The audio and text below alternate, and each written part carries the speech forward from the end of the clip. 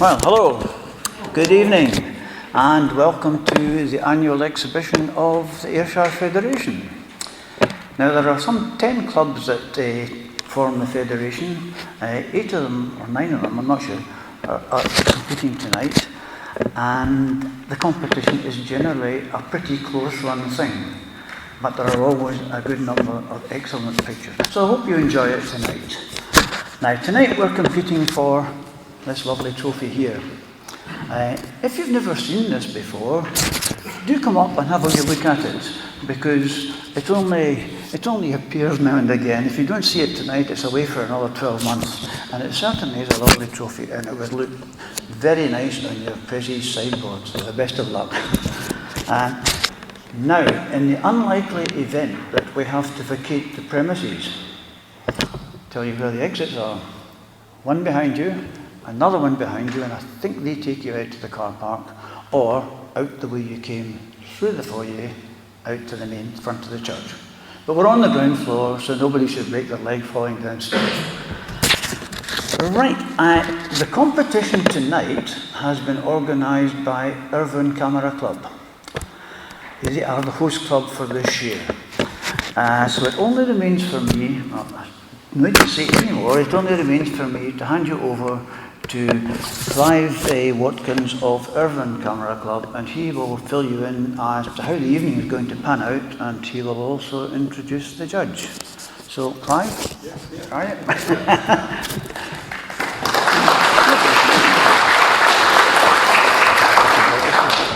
Thank you, Roy, for that introduction. Welcome, everybody. It's great to see so many people turned out to the inter-club competition this year. We must admit, in Irvine Camera Club, we were a little bit concerned that because we put it in the half-term holiday in October, that we might have less numbers than usual, but I think it's proved to be an unfounded fear, that, because we've got a good turnout tonight. So thank you for coming along.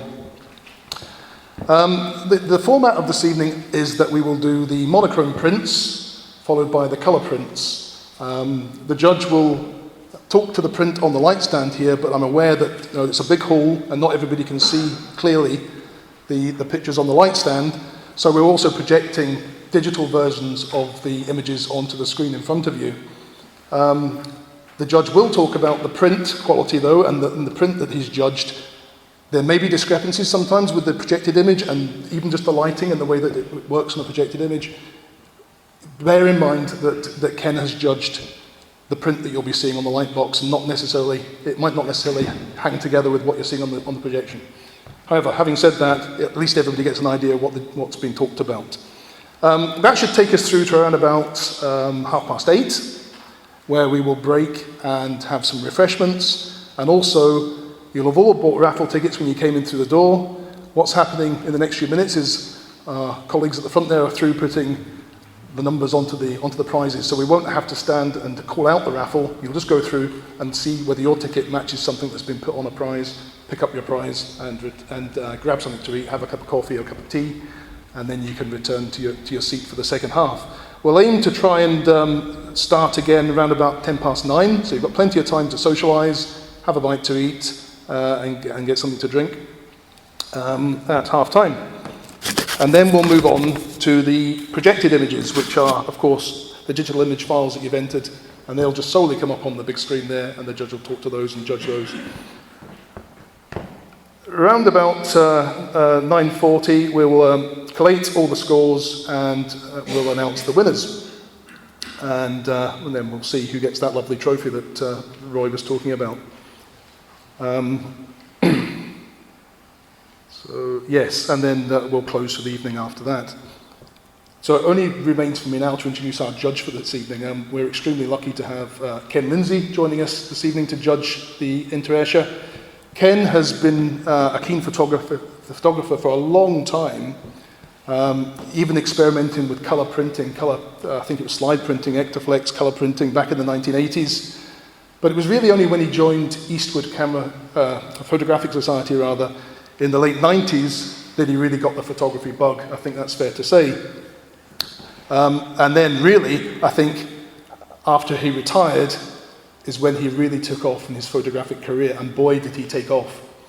Ken has been awarded a couple of certificates or recognitions, distinctions.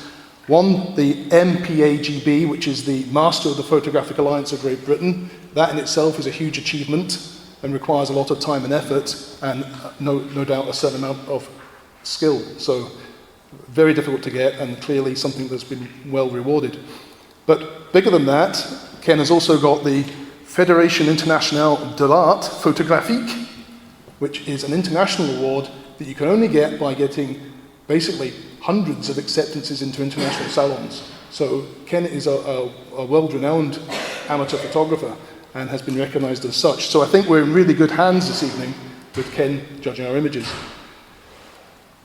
So really, I think these days Ken is also concentrating on landscapes, travel, people, and also wildlife. So there's really nothing that this man can't do. So I think with the breadth of subjects we've got tonight in the competition, we've got somebody who can recognise the skill involved in producing these images. So I'm looking forward to some really good comments from Ken this evening. And with that, it's really just over me to hand over to Ken for the evening. Thank you very much.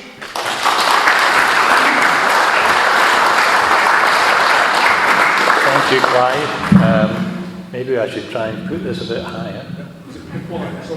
And there's a danger that I'll be turning round and talking to the print, so maybe we should just bring it over to this. Be a bit careful because it's gaffer taped down.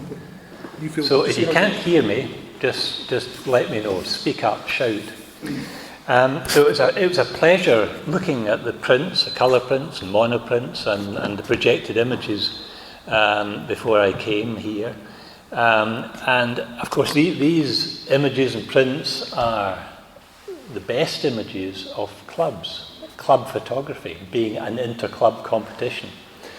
And when I'm given prints or images to judge, what I do is I start off by ranking them, and having done that, I then apply scores ranging from 20 and in tonight's case down to 14 or 15. So it means that images or prints that have scored top marks in clubs in some cases may only be getting 14 or 15 marks, but that's just because they're up against the standard. Other prints are very high standard. So you just have to bear with me if I'm giving some prints low marks. And finally, I should say, is judging any photographic competition, it's always subjective. It's just my opinion, which may differ from yours, but tonight you're stuck with me. So, right, we'll make a start. So the first print, we're doing monochrome initially, and the first print is Osprey Breakfast. And this is a really good monochrome print. Great print to start with. You see the osprey swooping down to a fish. The fish doesn't look too healthy, I have to say. It looks as though the fish may have been there for some time. But nice, filling the frame. Everything is sharp all around the wings and body and head. Just losing it a little bit of detail in the tail, but that doesn't really bother me. Great print, full of detail, and this scores 20 points.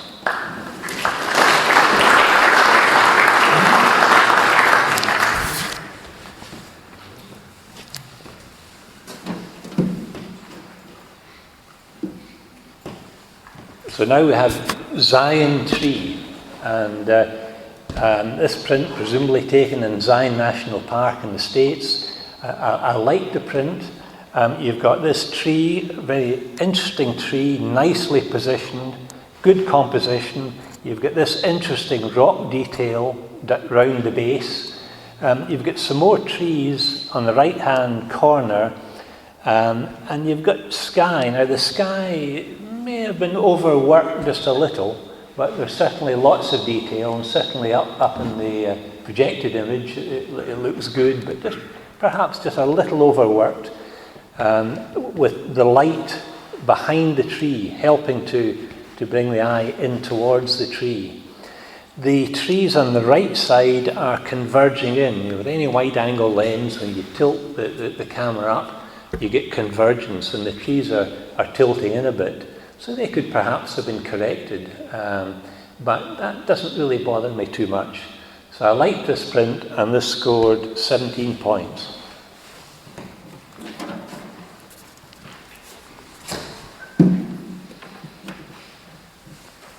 Now this is called Craig Neil Castle. Not a castle I know, but presumably it's somewhere fairly local. I'm just seeing a bit of colour. There seems to be a sort of sepia tone on the image there, and it's less sepia tone down there, whereas in the print the colour's fairly uniform. But you have the castle on the left-hand side, you have a hill in the distance, and you have a little white house. Perhaps it's probably a farmhouse. Perhaps a little unfortunate, because that being white, it does tend to catch your eye, and the author really naming the title of the print as Craig Neil Castle. This is presumably the main subject of the image. And again, a little unfortunate, because not only is the castle towards the left of the image, the bright part of the castle just takes your eye even further to the left. So I think that the composition is not ideal. And I just wonder if the author could have moved round. I like having the hill. It'd be nice just positioning the castle in a better relationship to the hill. You could hide the farmhouse by moving around to the left, if that's possible. It may not be. But then it may well be that the castle would be directly under the hill, whereas it would be better positioned to the side of the hill. So I think it's a composition that lets us down a little, and the bright part of the castle well over to the left side. So Craig Neil Castle gets 15 points.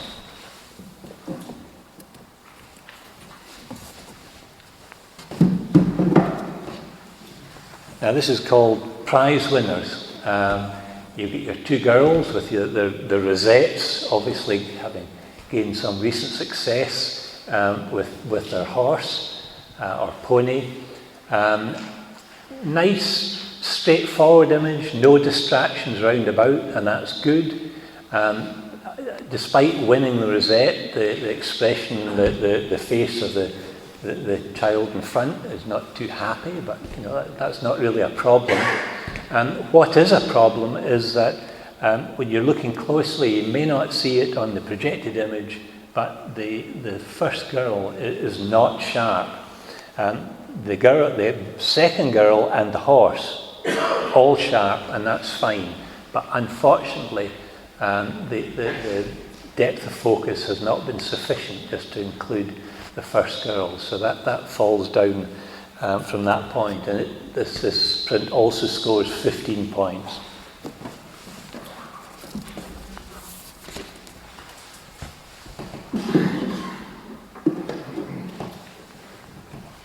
And this print is called Finniston Waterfront. So you've got the Clydeport crane and the banks of the Clyde, and you've got the Squinty Bridge, and nice reflections. It's taken obviously just after dusk. The lights are on in all the buildings, and the sky's not too dark. Now, looking at the print is a bit darker than what you're seeing in the projected image. But again, although the print is dark, the buildings are well lit. Perhaps I'd have liked to see just a little more differentiation between the crane and the dark sky behind. See, in the projected image, it stands out fairly well. It doesn't stand out quite so well in the print.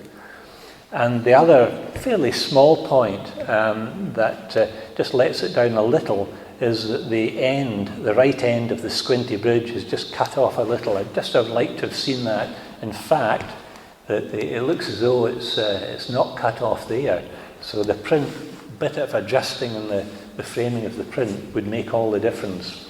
But as it was shown, and as it was framed in the print, Finnieston Waterfront gets 17 points.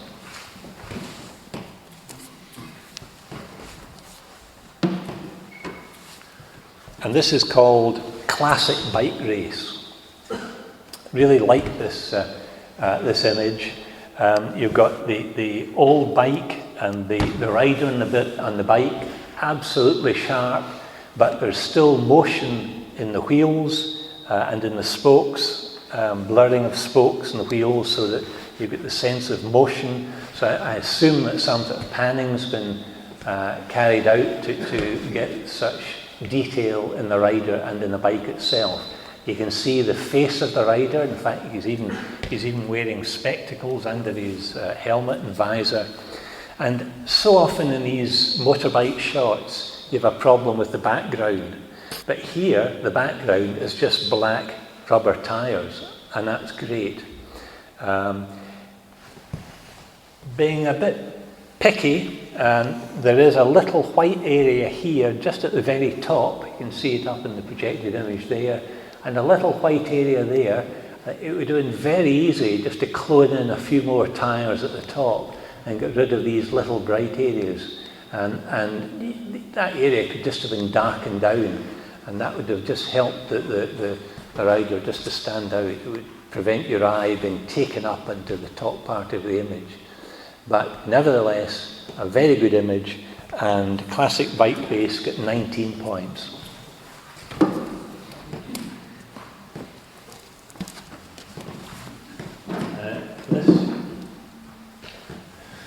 This is called Bray's Nose. An interesting face, beard, sharp, against an appropriate background. When I say appropriate, meaning he's the sort of character that you might expect to be standing against a brick background. But the background is just rather light. It's a pity that the author didn't darken the background. One main problem of the image is that if you look at print closely, you can maybe even see it on the projected image. The figure has obviously been cut out, and there's really no attempt to try and it's a straight edge round his beard. Perhaps not, you maybe can't see it in the projected image, but it's very clear in the print that the figure has been put in, or the background has been changed. And if you're going to change the background, then you really would be better to pick a darker background, more sort of this brick colour, so that his face and hat and beard all stands out against the background. Again, the specs are just hanging from the point of his shirt there, and I think it might have been better just to take them out as well, just to stop your eye getting taken down out of the picture at the bottom. So, let down by these points, and Bray's Nose gets 14 points.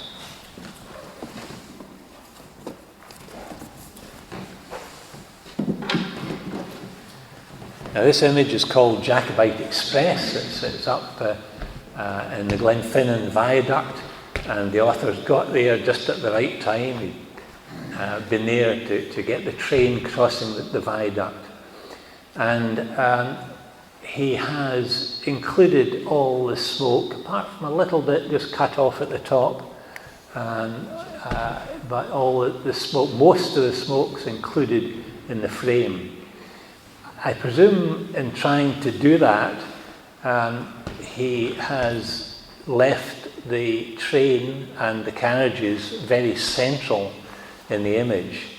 And the view that he's taken has meant that the loop of the line is fairly compressed. I think I might have preferred going a little higher so the loop would have been opened up a bit more.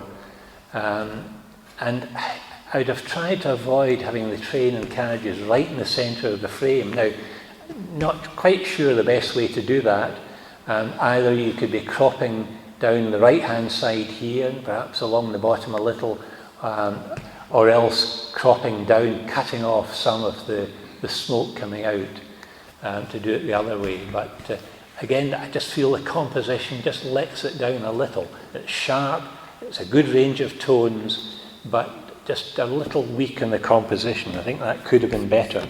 But Jacobite Express still scores 16 points.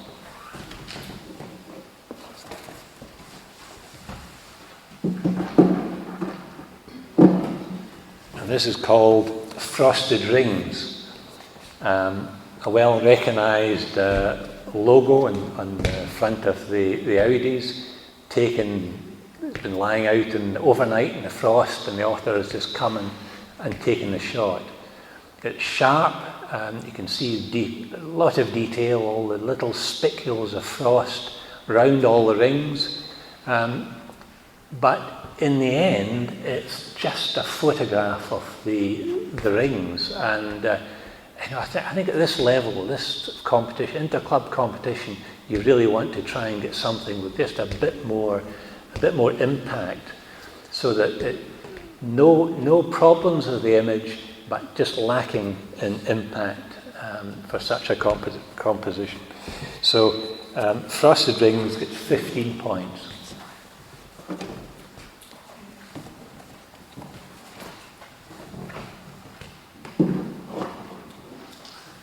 And this is called Southpaw. Now, I'm looking at the print, and I'm seeing a lot more detail in all the fur and the hairs than we're seeing in the projected image. This is a terrific print. I'm not quite sure why his ear in the left's up. Is that someone talking to it in the left? Dogs raise their ear on one side, or is he moving his head and it's just been caught in this position? I don't know. But in the print, all the detail round the face and down round the tie and chest here is all absolutely sharp. The paws, the sharpness is falling away a little round there, but that doesn't really bother me. If anything, it's a little too sharp, maybe been over sharpened round the eyes and just round the mouth area. But lovely print. It's been presented in this in a landscape format.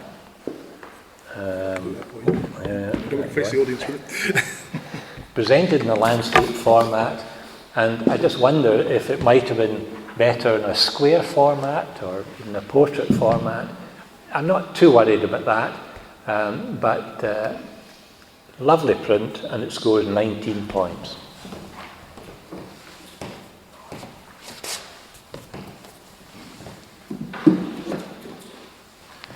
And this is called Maritime Freight.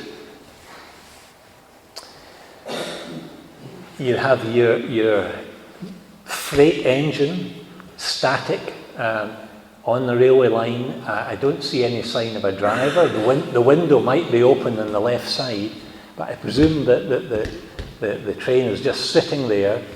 And I think the author has done remarkably well. He's taken this from a low angle, which just helps to increase the sort of drama of the train.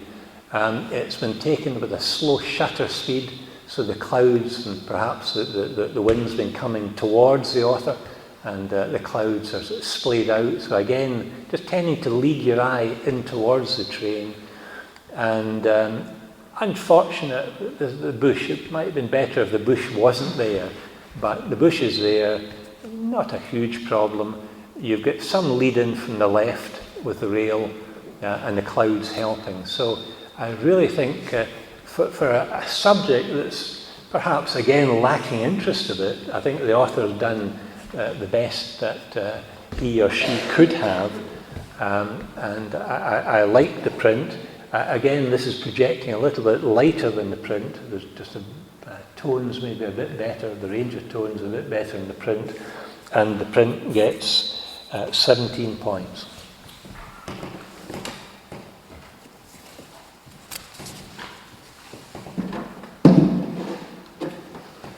And this is Leeds Arcade.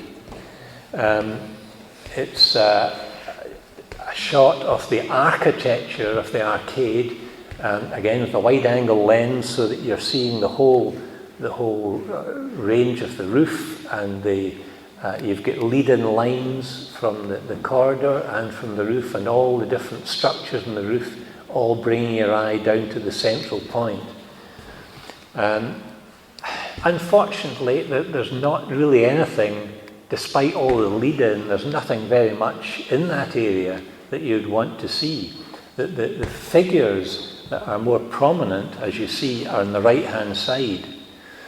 And they're looking away from they're looking out of the print to the left, or to the right, should I say. And it may have been better, I think, if you'd subject about that size walking towards you. I think that would just have created a bit more interest. Certainly there's lovely detail in the architecture, and the print gets a reasonable mark because of that, but again, I would just have liked something a bit more to create interest. And Leeds Arcade gets 16 points.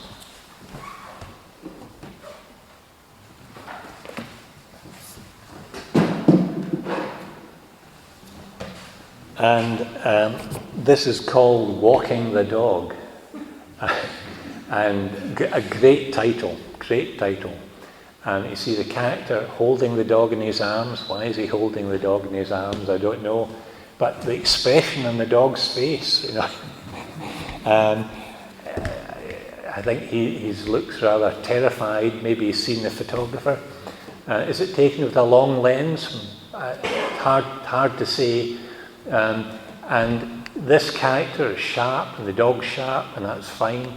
We're perhaps losing a little bit of detail, but not bad. The figures round about are just there. They're a bit distracting, and they certainly don't help. This chap here is just a little out of focus, carrying his phone, and this chap even more out of focus. Doesn't really contribute to the story of Walking the Dog. You don't know what the relationship of these characters are to the main subject. So, great title, but I think the image itself is just a little lacking. And Walking the Dog scores 15 points.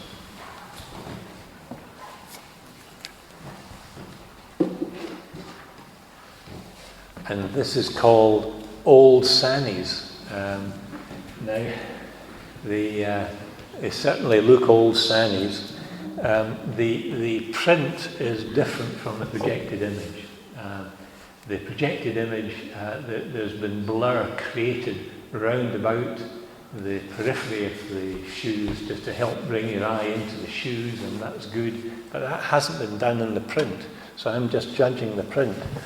And in the print, you've got bits of distraction coming in from the side. There's bits of grass coming around here, another bit sticking up there. In effect, this is a sort of still life shot, so you've all the time in the world to start tidying things up. And I really don't know why the author left the sole here. Looks like, is it the sole of the Sannies? I don't know. It could be from some other pair of shoes. But I don't think that helps, nor does the bits of grass lying around. So I felt all these things just let the print down. Better to create a bit of blur around it. That would help, but as it's been judged, Old Sannies get 14 points.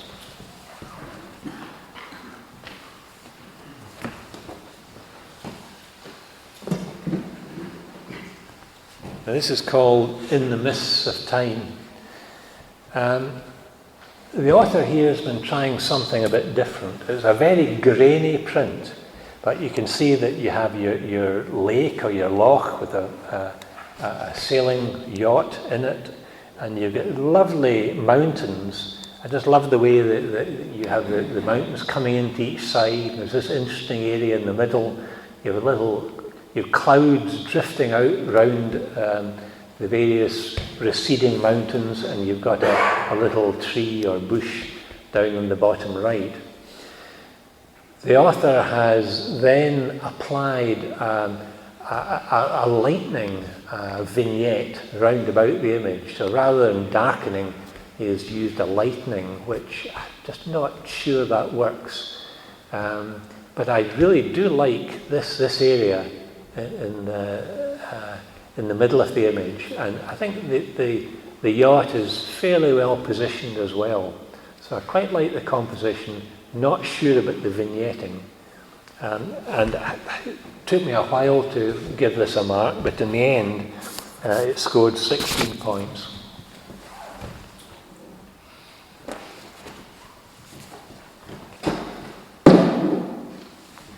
And this is called gazing. It's a shot of a pony or a horse, and you've got the eye here, nicely positioned in the thirds. You've got the mane, the forehead here. You've got the mane just losing, getting out of focus. The back, that doesn't really bother me at all. Again, nice tonal range throughout the whole print. The only thing that perhaps is lacking is just a highlight in the eye. I don't see any sign of that at all. It would have been nice just to pick out a highlight. There's a little bright area in the top of the print and the projected image that might have been better just dulling that down, just darkening it down a little, and perhaps this corner here as well, just a little bit bright. Again, darkening would just have helped to bring your eye round towards the centre, the important part, which is the eye of the pony. So I like this image, and gazing at 17 points.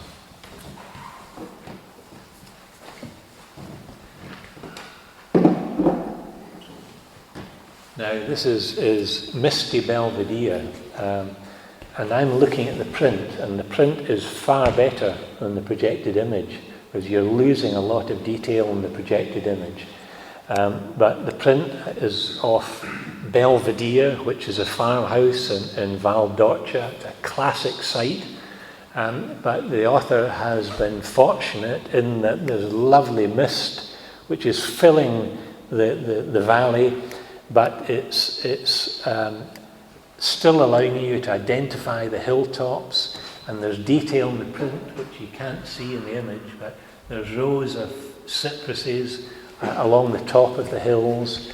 There's a lovely crossing of the hills, just similar to the print we saw with the yacht. The hills are crossing, and I like that. And you've got recession which separates them.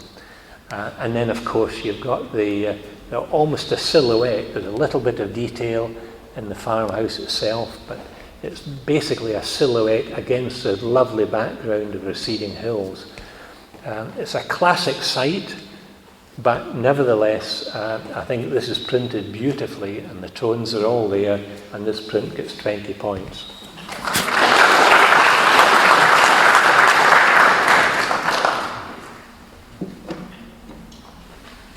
Now, this is called Two Trees, and as you see, it's two trees in the snow. Now, what you can't make out is in the print there's a line down here. You can't see it down this area here, which really shows that the trees are on a slope. And in fact, these two trees lie above a small village called Skopje Loka in Slovenia.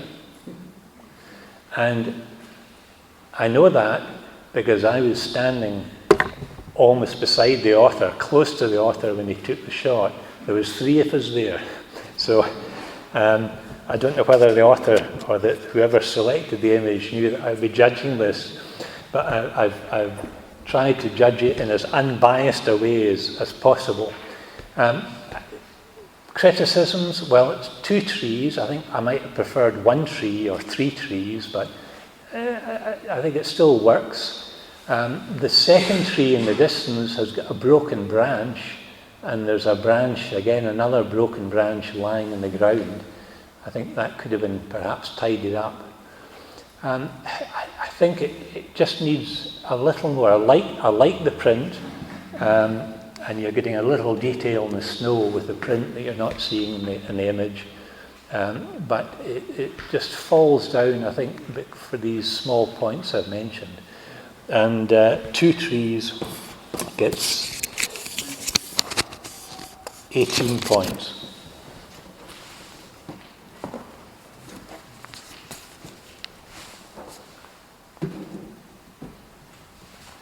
Now this is called Highland Ponies.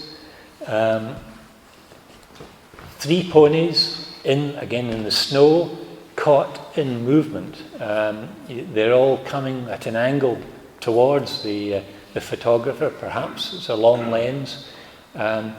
They're all sharp, which is very good. I like the way that you're catching detail in all the fur, right from the very front of the nose, right sharp all the way to the back of the tail. So they're all sharp. The background is non-distracting in any way. Perhaps it would have been a little better if this pony had been a little further forward. I think I would just have liked to, ideally, just a bit more separation between this pony or this horse and the back horse. I also felt it might have been helped just by taking an inch off the top, just cropping it a little, and just about an inch, just helped to focus down just a little bit tighter on the ponies. But a nice print, and Highland Ponies get 18 points.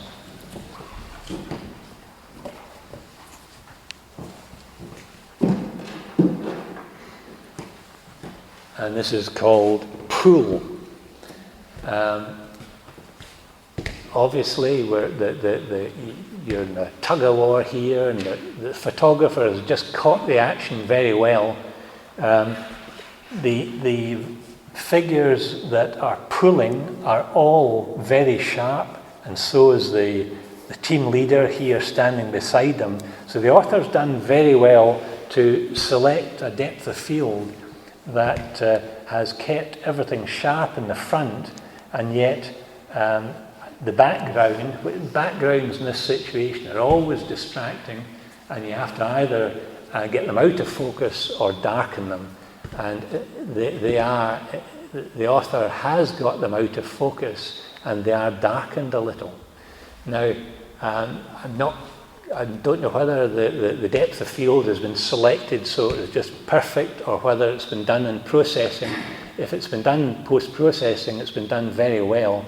But the front part of the rope is just losing detail, it's just a bit blurred, so the actual depth of field is picking off the chaps pulling on the rope.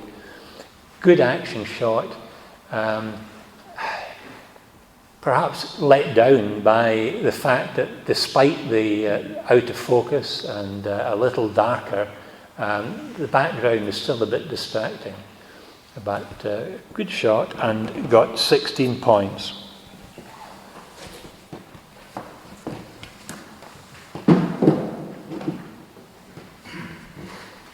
Now this is a wee cottage in Commonell. I think Commonell in Ireland.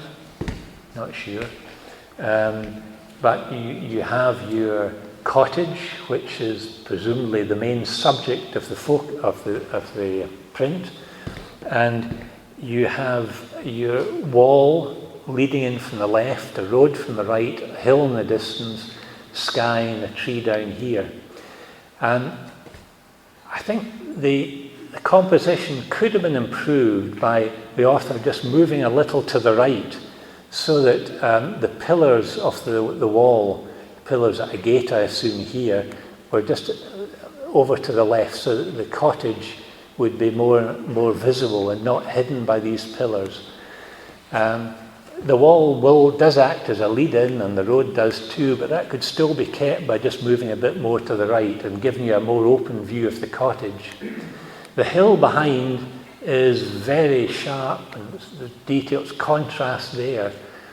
And you just, certainly in the print, you're losing a sense of depth.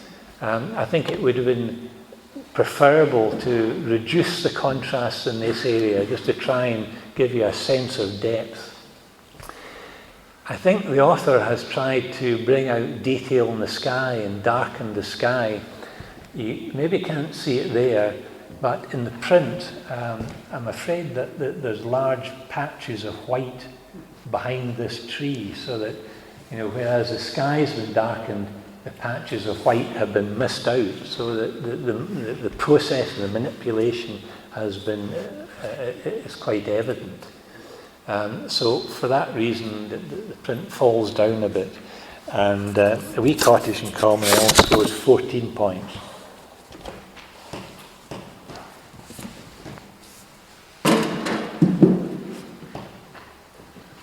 And this is called French tiles. Hard to tell French. Presumably it was taken in France, and I doubt these are. There's any other reason they're called French tiles. It's a pattern. You're looking at a pattern. That's why the author's taken the shot. And you've got a differing pattern with these tiles here, and you've got the square tiles top and bottom. I think it could be improved by just cropping the top part off, so that this part then would match the lower part. But in the end, you're just left with a view of tiles. They're not particularly attractive tiles. They're the artificial material that's been cut in a tile shape. So I think it just lacks interest. And in a competition like this, it's not going to score as well as other images. And French tiles gets 14 points for that reason.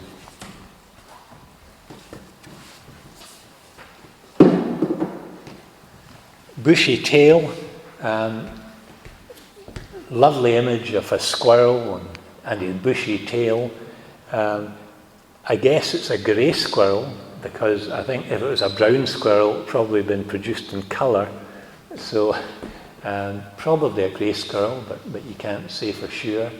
And the squirrel's clutching something, he's nibbling at something, beautifully sharp all round the body, and the tail as well. Sitting in a field of grass, and it looks as though the grass has been cut at some point. It's fairly long, but has been cut. There's a little bit of darker area up in the corner here, and I suspect the darker area may have extended around this area, because looking at the print in detail, I just get the feeling that this area here has been cloned in. That's helped the image. I think perhaps it's a little unfortunate that the grass, the tones in the grass are similar to the tones in the squirrel, so the squirrel doesn't just stand out as much as it might have.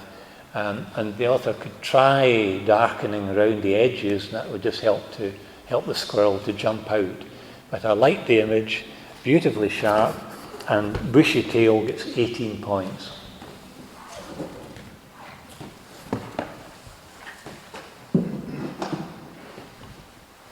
Now this is called piling, and quite a dramatic image. It's just a piling, but there is drama there, and I think the drama has been perhaps created by the author by darkening the sky round about the pylon, and leaving the lighter part directly behind it. So the sides have been darkened in the processing, and I think that really, really helps. There is a bit of light. The brightest part of the image is up in this area. Is it sun shining through? It's hard to tell. Looking at the print, there's a bit of, apart from the silhouette of the pylon, there's a little white lining all round the structure, which could just have been the sun reflecting off the metal and off the actual wires.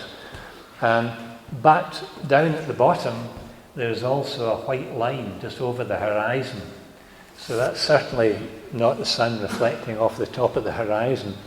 And this has either been, it may simply have been in the post-processing, tweaking contrast or changing different tones. You sometimes get artifact created just over a horizon, and that may explain that. Alternatively, the sky has been darkened all around this area, and that little strip has been missed out, and it's hard to tell.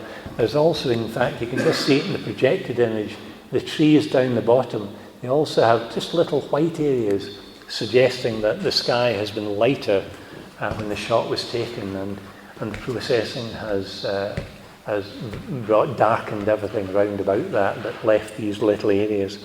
But nevertheless, I feel it's got drama.